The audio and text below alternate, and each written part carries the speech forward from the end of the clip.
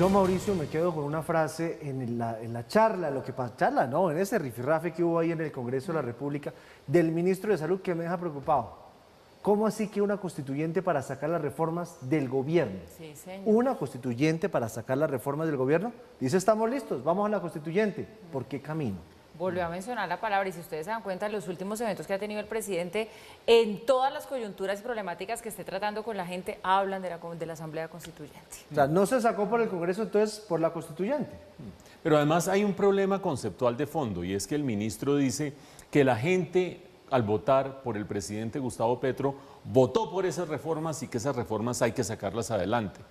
La gente también votó por esos congresistas. Es decir, en Colombia hay división de poderes. El sistema democrático en Colombia establece que hay un ejecutivo que tiene entre sus funciones, por supuesto, ejecutar, etcétera, etcétera, las políticas públicas y proponer reformas legislativas a un segundo poder, que es el poder legislativo. Y el poder legislativo debate, es un parlamento, hay distintas discusiones, etcétera, etcétera, y decide si sí o si no. Y lo decide, como sucedió el día de hoy, por votación, por mecanismos democráticos, 9 contra 5, terminó hoy en la comisión. Entonces resulta que eso no es propio de la Constitución, eso no es democrático, eso no funciona en las instituciones colombianas, solo tiene que funcionar lo que diga el presidente. No, con todo respeto, el ministro de Salud está invocando un régimen que no tiene nada que ver con la Constitución colombiana, con la democracia colombiana, con la división de poderes y con las funciones de cada cual.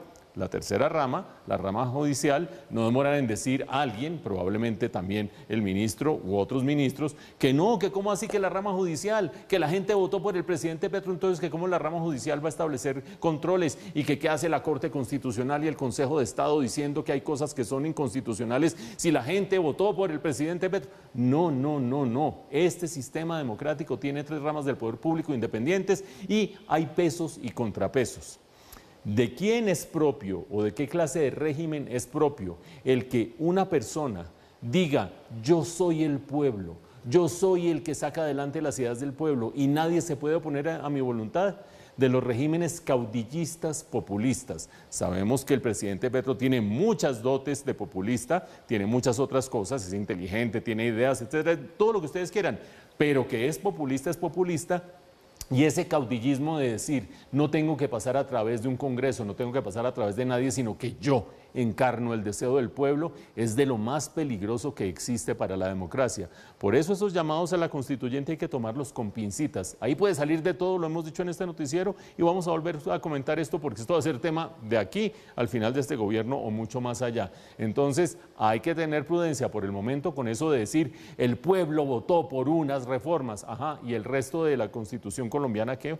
No, y también hubo casi la misma cantidad de votos en contra de esas reformas, que fueron las que sacó Rodolfo. Exactamente. Y las que sacó Fico, ¿no? Exactamente. Que son exactamente en contra de esas reformas, porque reformas. que no me vengan a decir a mí que Rodolfo Hernández tenía una base política, eso era antipetrismo. Pero miren, a propósito de lo que ustedes están diciendo, hay un trino que publica hace un par de horas el exministro Alejandro Gaviria y dice, siempre le temía un escenario de ruptura institucional, de radicalización destructiva, pensé por momentos que era evitable, ya no hay duda de que vamos para allá, vienen tiempos difíciles, toca enfrentarlos con unión, fortaleza democrática. Unión, fortaleza democrática, es Alejandro, que fue ministro de Petro. Que Así fue es. ministro de Claro. Yo tengo una curiosidad, Paula, usted que en todos los detalles está. A ver. ¿Sí ve que el presidente anda con una gorrita desde hace 2, 3 semanas? No ha pasado desapercibido ese No. detalle, ¿no? Porque ha estado además en eventos que exigen como un protocolo Pues más en la elevado posesión y de él una va, magistrada. sí, Así y él es. va con su gorrita y no se la quita.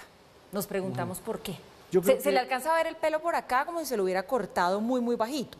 Es lo único que se le ve pues por este pedazo de la gorra que le queda libre. Yo creo que No sabemos más. cambió de look y tiene el look de modo constituyente. Ese pareciera que fuera el look de modo constituyente.